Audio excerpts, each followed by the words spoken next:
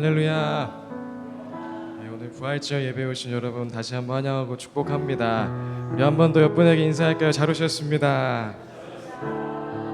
네, 오늘은 부활절을 맞이하여서 성경이 전하는 복음, 이 복된 소식이 무엇인지에 관하여 간략하게 그러나 총체적으로 나누는 시간을 준비해 보았습니다. 부활절 특별 예배인 만큼 오늘 이 시간 이 자리 가운데 특별한 하나님의 구원의 은혜가 임할 수 있기를 간절히 기도합니다. 자, 먼저 성경에서 말하는 복음이란 예수 그리스도께서 우리를 구원하시기 위해 무엇을 하셨는가에 대한 선포입니다. 예수님께서 우리의 모든 죄를 위하여 십자가에서 죽으시고 죽음을 이기시고 부활하심으로써 우리 모두에게 생명의 길이 열리게 되었다는 것이 바로 복된 소식, 복음이라는 것이죠. 자, 그런데 앞서 말한 이 복음이 우리 개인의 삶 가운데 분명하게 이해되고 선명하게 다가오기 위하여서는 우리를 죄에서 구원하시기 위한 예수 그리스도의 십자가 죽음과 부활, 이 복음의 핵심을 앞뒤에서 서포트하는 몇 가지 개념을 함께 알아야 하는데요. 자, 먼저 하나님이 사람을 왜 창조하셨는지에 대하여, 다음으로 인간이 지은 죄가 무엇인지에 대하여, 그리고 복음 앞에 이제 우리가 어떻게 반응해야 하는지에 대하여 알아야 하는 것입니다. 자, 그래서 지금부터는 하나님과 창조, 타락과 죄, 복음, 믿음 순서로 총 4챕터로 총체적인 복음에 대하여서 함께 나누는 시간을 가지려고 합니다. 복음을 알던 분들에게는 이 시간 복음의 감격이 살아나고, 또 오늘 복음을 처음 들으시는 분들에게는 복음이 주는 구원의 은혜가 임하게 되길 예수님의 이름으로 축복드립니다. 자, 그럼 우리 이제 챕터 1 하나님과 창조에 대하여 나눠보도록 하겠습니다. 여러분, 우리는 어디에서 왔을까요? 리처드 도킨스와 같은 진화 생물학자는 인간은 유전자의 생존과 복제를 위한 하나의 기계다라고 말하지만, 성경은 우리 모두가 우연한 산물이 아닌 하나님께서 창조하신 하나님의 형상을 닮은 특별하고 위대한 존재, 곧 하나님으로부터 온 존재라고 말합니다. 자, 그럼 왜 우리를 창조하셨을까요? 다른 고대 근동 설화는 심심해서 혹은 신의 심부름을 시키려고 창조했다고 말하지만, 성경은 하나님의 영광에 동참시키고자 저와 여러분을 창조했다고 이야기합니다. 하나님께서 인간을 창조하심은 하나님이 사람으로부터 사랑을 받고 인정을 받고 섬김을 받고 싶어서가 아니라, 사람이 하나님처럼 서로 사랑하고 서로 아껴주고 서로 하나 되어 창조 세계를 아름답게 가꾸어 나가면서 그렇게 하나님의 영광에 참여하는 참된 기쁨과 만족을 경험하고 누리게 하시려고 저와 여러분을 창조하셨다는 것이죠. 우리 창세기 1장 27절 28절 가능하시다면 우리 큰 목소리로 함께 읽어볼까요? 시작. 하나님이 당신의 형상대로 사람을 창조하셨으니 곧 하나님의 형상대로 사람을 창조하셨다. 하나님이 그들을 남자와 여자로 창조하셨다. 하나님이 그들에게 복을 베푸셨다. 하나님이 그들에게 말씀하시기를 생육하고 번성하여 땅에 충만하여라. 땅을 정복하여라. 바다의 고기와 공중의 새와 땅 위에서 살아 움직이는 모든 생물을 다스려라 하셨다. 우리 이어서 요한복음 17장에 기록되어 있는 예수님의 기도를 함께 읽어보도록 하겠습니다. 함께 읽겠습니다. 시작. 아버지께서 내 안에 계시고 내가 아버지 안에 있는 것과 같이 그들도 하나가 되어서 우리 안에 있게 하여 주십시오. 그래서 아버지께서 나를 보내셨다는 것을 세상이 믿게 하여 주십시오. 나는 아버지께서 내게 주신 영광을 그들에게 주었습니다. 그것은 우리가 하나인 것과 같이 그들도 하나가 되게 하려는 것입니다. 내가 그들 안에 있고 아버지께서 내 안에 계신 것은 그들이 완전히 하나가 되게 하려는 것입니다. 그것은 또 아버지께서 나를 보내셨다는 것과 아버지께서 나를 사랑하신 것과 같이 그들도 사랑하셨다는 것을 세상이 알게 하려는 것입니다. 아버지, 아버지께서 내게 주신 사람들도 내가 있는 곳에 나와 함께 있게 하여 주시고 창세 전부터 아버지께서 나를 사랑하셔서 내게 주신 내 영광을 그들도 보게 하여 주시기를 빕니다. 아멘. 여러분, 저와 여러분은 우연히 이 땅에 존재하는 것이 절대 아닙니다. 아무 목적 없이 태어나서 학생 때는 대학교 걱정, 대학생 때는 취업 걱정, 취업하면 결혼 걱정, 결혼하면 육아 걱정, 그러다가 노후 걱정을 하며 그저 태어나서 늙고 병들어 죽는 것이 우리의 인생이 아니라는 것입니다. 하나님은 하나님의 형상으로 신의 속성으로 저와 여러분을 창조하셨고 신의 영광에 참여하는 참된 기쁨을 누리도록 저와 여러분을 지으셨습니다.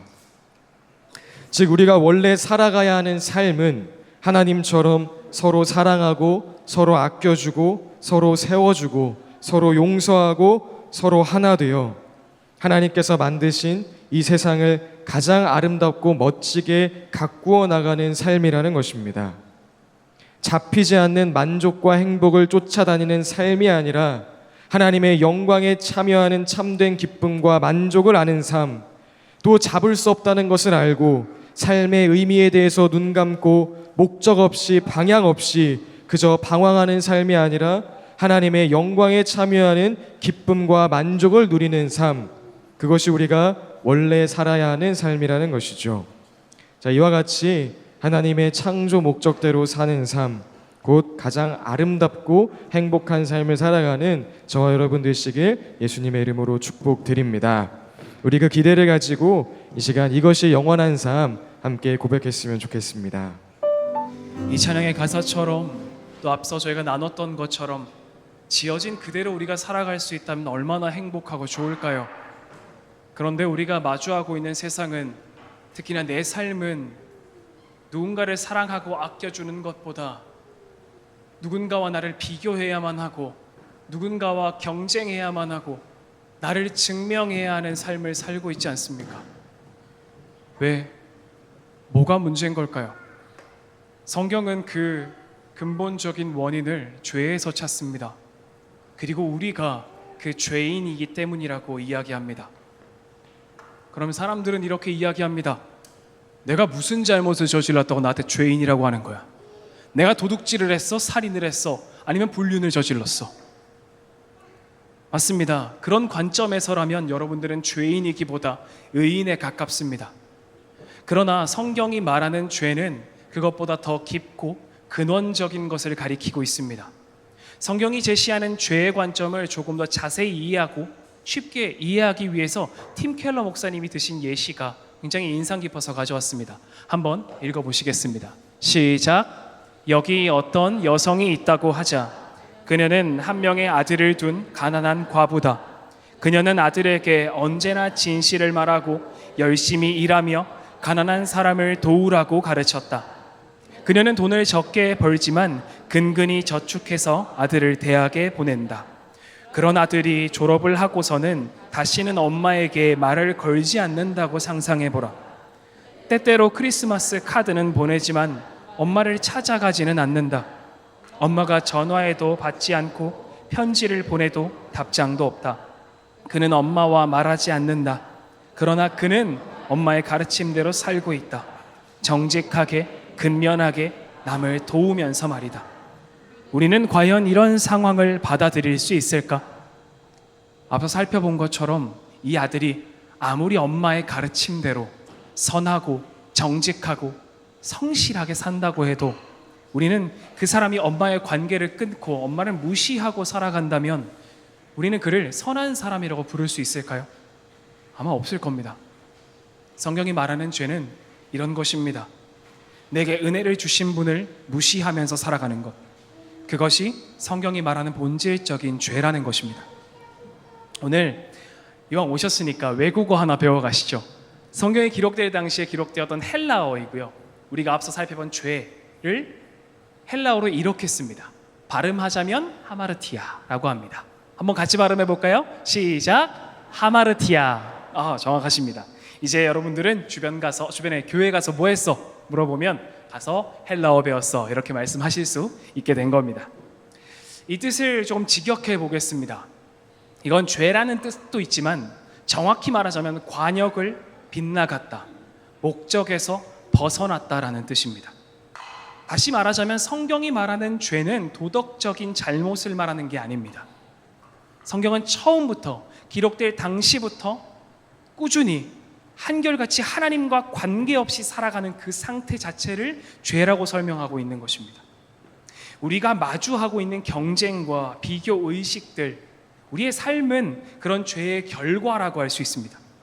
아무리 엄마의 가르침대로 잘 사는 아들이라 할지라도 아들은 엄마와의 관계가 끊어지는 순간 언젠가 그 조건 없는 사랑에 대한 결핍을 느껴가기 시작합니다. 그리고 아들은 나가서 엄마가 아닌 다른 대상에게 엄마의 사랑과 같은 사랑을 갈구하게 되죠. 그때 누군가에게 과도한 집착을 하게 되기도 합니다. 하나님과의 관계에 있어서도 마찬가지입니다. 창조주 하나님께 받았던 조건 없는 사랑과 인정으로부터 우리가 끊어졌기 때문에 사람도 채워야 하는 공백을 안고 살아가고 있습니다. 그래서 은연중에 사람은 공허함을 채우기 위해서 자신의 존재 가치를 스스로 증명해야 하게 되었고, 따라서 사랑을 하면서도 끊임없이 계산하는 자신을 발견하고 인정받고 선택받기 위해서 비교의식을 가지고 경쟁하는 나를 발견합니다. 그러다가 우연히 자신에게 조금이라도 만족을 주었던 걸 발견했다면 우리는 이제 그걸 쫓아 살아갑니다. 많은 학자들은 대표적으로 돈과 명예와 권력이라고 이야기합니다. 우리도 그걸 쫓아서 살아가고 있고 우리도 그것이 주는 만족에 대해서 꽤 잘 알고 있습니다. 그런데 동시에 잘 알고 있는 게 하나 더 있습니다. 그게 나를 완전히 채워주지 못했다라는 사실을. 가져도 부족했고 아무리 성공해도 그 다음 것을 다시금 내세우고 그리고 내가 가진 것을 잃을까봐 불안해하는 존재가 되었잖아요. 그러다 경쟁과 증명하는 삶에 내가 언젠가 지치게 되면 삶이 무의미하다는 걸 깨닫게 됩니다. 그리고 내면에서 이렇게 이야기하게 됩니다. 이 공허함은 절대 채워질 수 없을 거야. 이럴 거면 난 왜 살아야 하는 거야? 스스로 얽매는 압박감에 포기하고 무너지게 되는 겁니다. 그래서 성경의 로마서 6장 23절에는 이렇게 적혀 있습니다. 우리 한 목소리를 같이 읽어보겠습니다. 시작. 죄의 삭은 죽음이요. 짧으니까 한 번 더 다시 읽겠습니다. 시작. 죄의 삭은 죽음이요. 이 성경을 기록한 사람은 바울이라는 사람입니다. 죄의 끝에서 마주하게 된 것이 죽음이라는 것입니다. 생물학적인 죽음은 신체의 기관이 어떤 영구적으로 기능을 멈춘 상태를 이야기하지만 이 성경과 바울이 이야기하는 죽음은 그뿐만 아니라 자신이 누구인지 왜 살아야 하는지를 잃어버린 존재적인 죽음을 포함하고 있는 개념입니다. 사랑받고 사랑하는 존재로 지어졌다는 존재의 뿌리가 완전히 뽑혀진 상태라는 겁니다. 정리하자면 우리는 서로를 사랑하는 존재로 창조되었습니다. 그러나 죄로 인해 하나님과의 관계가 끊어지자 우리 안에 공허함이 생겨났습니다. 이 때문에 우리는 서로를 아끼고 사랑하기보다 내가 살기 위해 이기적인 행동을 서슴지 않는 세상에서 살게 되었다라는 것입니다. 조금만 둘러보십시오. 주변에 무기력한 사람들이 넘쳐납니다. 그 중에는 우울증을 앓고 있는 사람들도 많습니다. 우리는 사회에 온갖 범죄가 만연해 있어서 두려워 살고 있습니다. 인간은 편리를 위해 공기와 토양을 오염시켰고 쓰레기는 이제 넘쳐나서 바다를 뒤덮고 있습니다. 경기 용인시의 한 아파트에서 일가족 5명이 숨진 채 발견됐습니다. 경찰은 살인 혐의로 광주광역시에서 50대 남성을 검거했습니다. 취재기자 연결해서 자세한 내용 강남의 초등학교 두 곳에서 잇따라 유괴 의심 사건이 발생해 경찰이 수사에 나섰습니다. 한국이 국제 마약 조직들의 주요 소비처로 떠오르고 있습니다. 검찰이 미국 수사당국과 공조해 마약류를 한국으로 들이던 국제 조직들을 대거 적발했습니다. 소식입니다. 지난해 우리나라 우울증 환자 숫자가 처음으로 100만 명을 넘었습니다. 2018년 실제 정신질환으로 병원을 찾은 사람은 지난 2015년 289만 명에서 2021년 411만 명으로 지난해 혼인 건수가 통계 작성 이래 처음으로 20만 건 아래로 내려갔습니다. 인구 감소와 가치관 변화, 여기에 코로나19 여파까지 겹친 결과로 분석됩니다. 코에 긴 빨대가 박힌 거북이, 20kg이 넘는 플라스틱 쓰레기들을 먹고 숨진 고래. 자, 사람이 무심코 버린 플라스틱 쓰레기 때문에 이렇게 바다 동물들이 목숨까지 잃고 있습니다. 해전에서 폐 콘크리트 등 4만 톤이 넘는 건설 폐기물을 고물상에서 몰래 인체 해로운 미세먼지는 갈수록 심해지고 땅속의 토양 오염도 심각한 수준입니다. 함께 본 영상처럼 죄로 물든 세상을 어떻게 해결해야 할까요? 로마서 3장 23절 말씀 함께 읽겠습니다. 모든 사람이 죄를 범하였습니다. 그래서 사람은 하나님의 영광에 못 미치는 처지에 놓여 있습니다. 모두가 죄인이기 때문에 사람 스스로는 이 문제를 해결할 수 없다. 사람 스스로는 하나님이 갖고 계셨던 창조의 목적을 달성할 수 없다. 그것이 성경의 진술입니다. 몇 해 전에 메가 히트를 친 기생충이란 영화가 있죠. 그 영화에서 부자 가족과 가난한 가족이 나옵니다. 처음에는 가난한 가족이 부자 가족의 부에 기생하며 살아가는 것 같은 내용이 펼쳐지지만 영화를 볼수록 부자 가족도 가난한 가족의 노동과 또 좀 더 심연에는 내가 너희들보다 계층이 높다. 나는 내 노력으로 이것을 이루었다.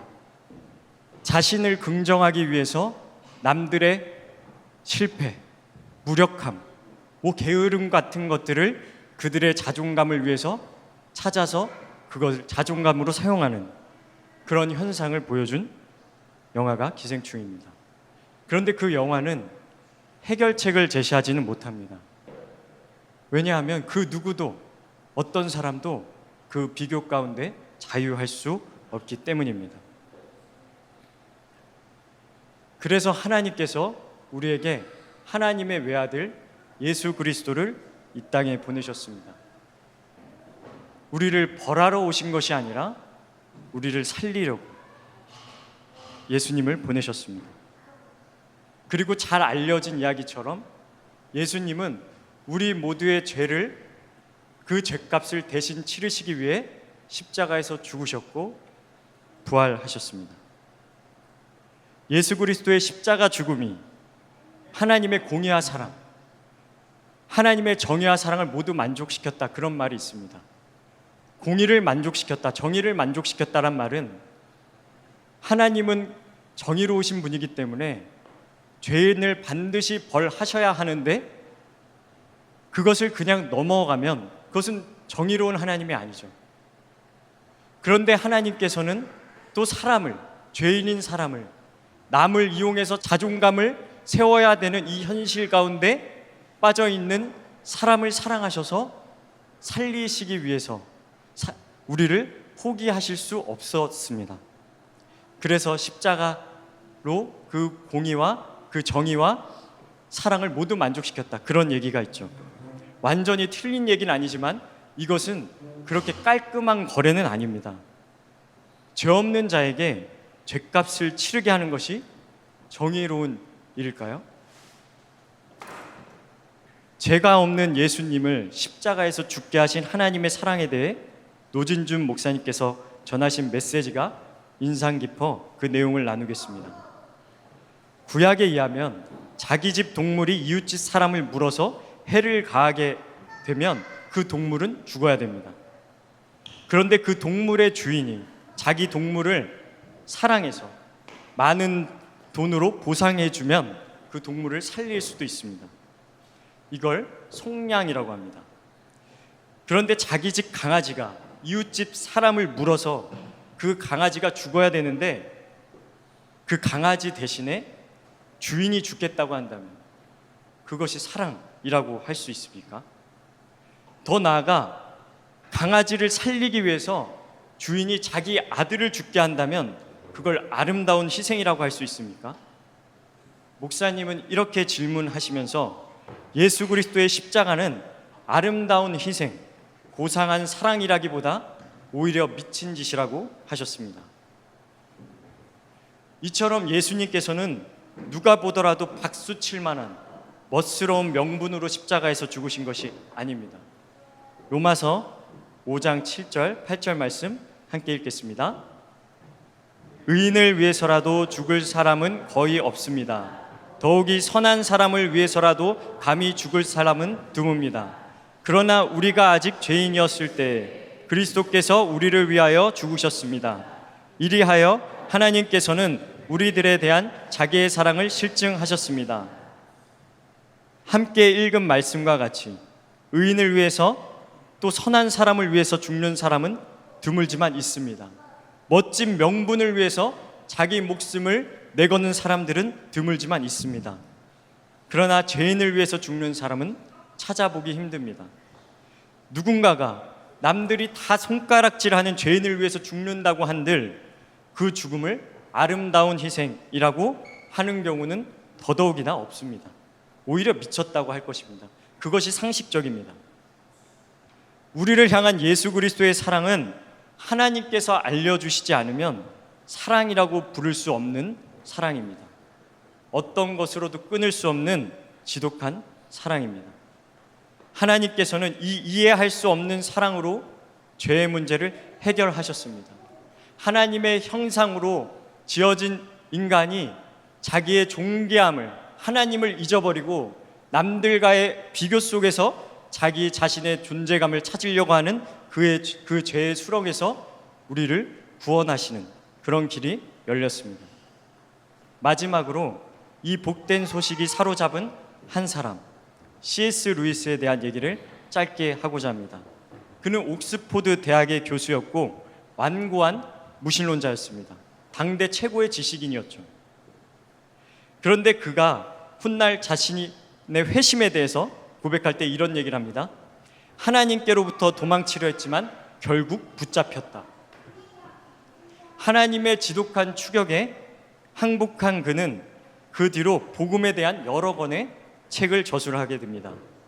그리고 그의 글을 통해서 많은 사람이 예수님을 믿게 되었죠. 그가 쓴 글 중 어린이부터 어른까지 누구나 이해할 수 있도록 복음의 메시지를 동화로 담아낸 나니아 연대기란 작품이 있습니다. 이제 그 작품을 바탕으로 만들어진 영화의 한 장면을 볼 텐데요. 전부 시청할 것이 아니라서 간략하게 내용을 설명해 드리면, 이 이야기는 세계 2차 대전 당시에 시골 저택으로 피신하게 된 네 남매가 그 저택에 있는 옷장을 통해서 나니아라는 신비로운 세계로 들어가면서 시작됩니다. 나니아는 마녀의 지배 가운데 얼어붙은 겨울 속에 있었지만 진정한 왕, 사자 아슬란의 등장으로 구원의 역사가 시작됩니다. 그런데 네 남매 중 한 명의 에드먼드가 마녀의 유혹에 빠져서 아슬란의 편에 서지도 않고 형제 자매를 배신했습니다. 문제는 나니아에는 배신자는 반드시 죽어야 한다는 정의로운 법이 있었습니다. 그 법에 따라 에드먼드는 죽어야 했죠. 그런데 아슬란이 에드먼드를 구하기 위해 한 가지 결심을 하게 되는 순간이 우리가 볼 영상의 시작입니다. 여기서 사자 아슬란은 예수 그리스도를, 에드먼드는 우리와 같은 죄인을 상징합니다. 이제 영화 나니아 연대기, 사자, 마녀, 그리고 옷장의 한 장면을 함께 보시겠습니다. 저도 이거 몇 차례 봤는데 볼 때마다 또 다가오는 의미들이 있는 것 같아요. 그래서 예수님께서 우리를 위하여 죽으시고 부활하셨으면 물론이고 그 길을 따라 살아가는 삶 가운데 하나님의 때 반드시 하나님이 일하십니다. 또한 예수 그리스도의 생명의 생기가 닿는 그 모든 것들이 살아나는 역사 또한 이루어지기를 바랍니다. 지금까지 오늘 우리가 창조된 목적이 무엇인지, 그리고 그 목적을 우리가 어떻게 잃어버리게 되었는지, 그리고 그 목적을 다시 회복할 수 있는 길은 무엇인지에 대해서 나누었는데요. 정리하자면 하나님은 우리를 하나님의 형상을 따라서 하나님처럼 살아가도록 창조하셨습니다. 하나님 안에서 참된 기쁨과 만족을 누리며 하나님의 영광에 참여하는 삶, 의미 있는 삶을 살도록 만드신 것이죠. 자, 하지만 사람은 하나님을 떠나 스스로 옳고 그름을 판단하며 내 마음대로 내 뜻대로 살겠다고 선언을 했습니다. 그 결과 우리는 이기적인 마음으로 서로를 그리고 이 세상을 아프게 만들었습니다. 그렇게 잡히지 않는 만족과 행복을 쫓아 살아가다가 지치고 병들고 늙고 죽어서 하나님의 영원한 심판 가운데 놓일 수밖에 없는 그런 인생이 된 것이죠. 그리고 예수님은 바로 그런 저와 여러분을 너무 사랑하심으로써 우리를 구원하시기 위하여 이 땅에 오셔서 우리의 모든 죄의 값을 대신하여 십자가에서 죽으신 것입니다. 구원받을 아무런 자격과 조건도 없는 우리를 위해 십자가를 지신 미친 사랑을 보여주신 것이죠. 예수님 자신이 온 인류를 향한 복음, 여러분, 죄인인 여러분에게 이제 살 길이 있습니다 라는 복된 소식 그 자체가 되어주신 것입니다. 자, 그러면 여러분, 이 복음이 어떻게 우리에게 적용될 수 있을까요? 어떻게 이 복된 소식이 나의 이야기가 되어서 우리가 모두 구원의 길로 나아갈 수 있는 것일까요? 방법은 한 가지입니다. 지금까지 나눈 내용을 여러분 믿으면 됩니다. 다른 종교처럼 죄를 용서받기 위해 더 많이 노력을 하거나 더 많은 수행과 고행을 할 필요가 없습니다. 더 나은 삶을 살기 위해 애쓸 필요도 없습니다. 그저 예수님께서 나의 죄를 위하여 날 구원하시기 위하여 십자가 지셨음을 믿으면 됩니다. 그리고 이제 그 예수님을 내 삶의 주인으로 받아들이면 됩니다. 십자가에서 죽고 끝난 것이 아니라 죽음을 이기시고 부활하셔서 지금도 살아계신 예수님께 나의 남은 삶을 드리며 이제 그 예수님께서 나와 함께 하시며 내 삶을 이끌어 가심을 진정 믿으면 된다는 것입니다. 자, 왜 그럴까요? 죄 용서함 받고 구원을 받는 것은 나의 행위와 나의 노력이 아닌 전적으로 예수님의 행위, 예수 그리스도께서 나를 위하여 행하신 십자가 죽음과 부활 사건에 달려있기 때문입니다. 자, 그래서 성경은 이렇게 이야기하죠. 우리 요한복음 3장 16절 말씀 함께 읽겠습니다. 시작.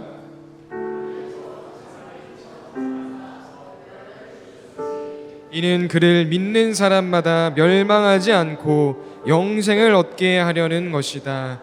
우리 로마서 3장 23절에서 25절까지도 함께 읽어볼까요? 시작. 모든 사람이 죄를 범하였습니다. 그래서 사람은 하나님의 영광에 못 미치는 처지에 놓여 있습니다.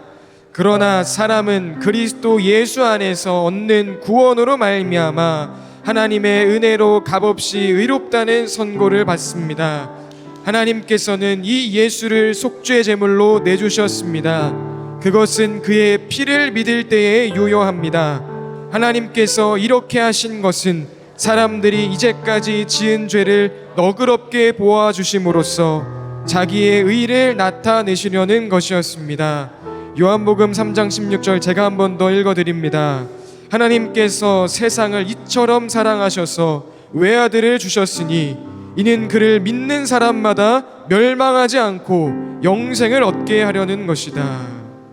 네, 여러분, 오직 믿음만이 복음을 믿는 예수 그리스도의 십자가 죽음과 부활을 믿는 믿음만이 구원에 이르게 하는 유일한 길이라는 것입니다. 우리 함께 따라해 볼까요? 제가 먼저 읽으면 여러분이 따라 읽어주시면 감사하겠습니다. 예수님, 제가 죄인임을 인정합니다. 예수님께서 나의 모든 죄를 위하여 십자가에서 죽으심을 믿습니다.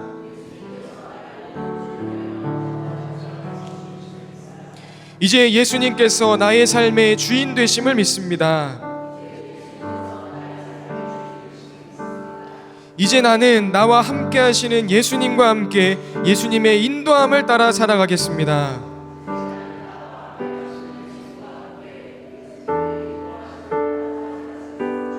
네, 여러분, 이 고백을 진정으로 믿고 고백하는 자들에게 예수 그리스도의 십자가에서 시작된 그 놀라운 십자가 은혜, 그 구원의 역사가 임한다는 것입니다. 믿음으로 말미암는 이 구원의 은혜가 오늘 이 시간 저와 여러분에게 임하길 예수님의 이름으로 축복드립니다.